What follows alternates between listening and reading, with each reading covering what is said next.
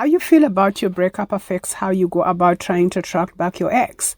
If you think it shouldn't have happened, your words and actions will have an undertone of denial and defiance. Because you have a hard time accepting the breakup, you'll have a hard time starting things over.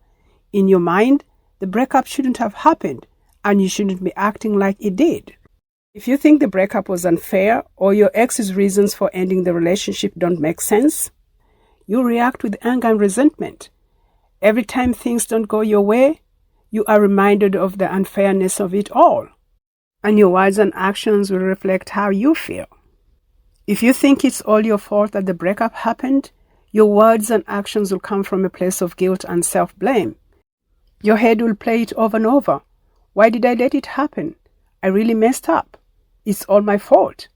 I should have said this, or I shouldn't have done that. If only I had said this, or if only I had done that. How could I be so stupid? Something is wrong with me. This goes on and on. It is normal to be disappointed with yourself.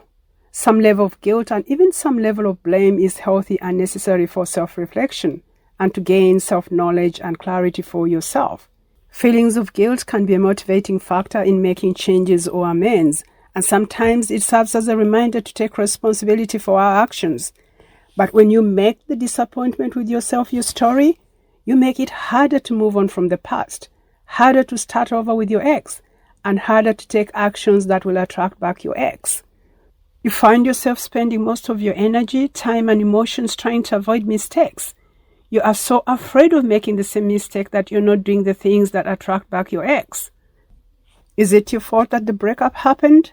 Maybe. Sometimes the breakup is mostly the fault of one person, but beating up yourself over the breakup isn't going to change anything. Think about it. If you said half of the things you said to yourself to your best friend, they'll probably ask you who you think you are for talking to them like that, and that would probably be the end of the friendship. So why is it okay to call yourself stupid, a fool, an idiot?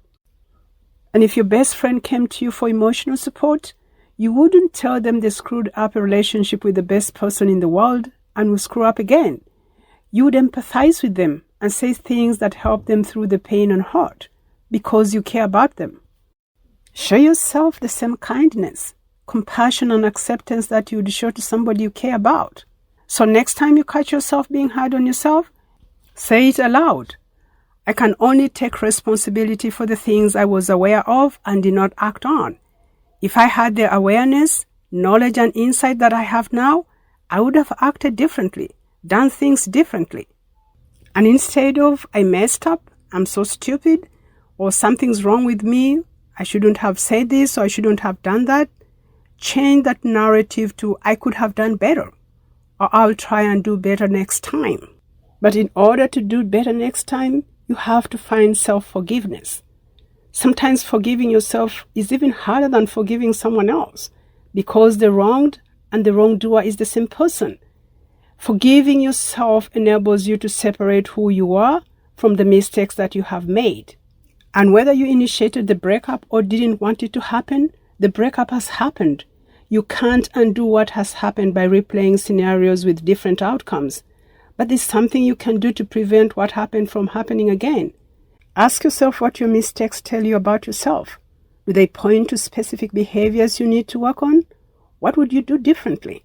My belief has always been that what you learn from a breakup shouldn't be how to avoid pain. What you learn should be how to be better because of it. If you go through the pain of a breakup and come out on the other side exactly the same, the pain will have been for nothing. A breakup is hard enough without you beating up yourself for being human. You are a human being who made mistakes. A human being who deserves self-compassion. You're the only one who knows what you're going through, and the only one who can give yourself that self-compassion. So give it yourself.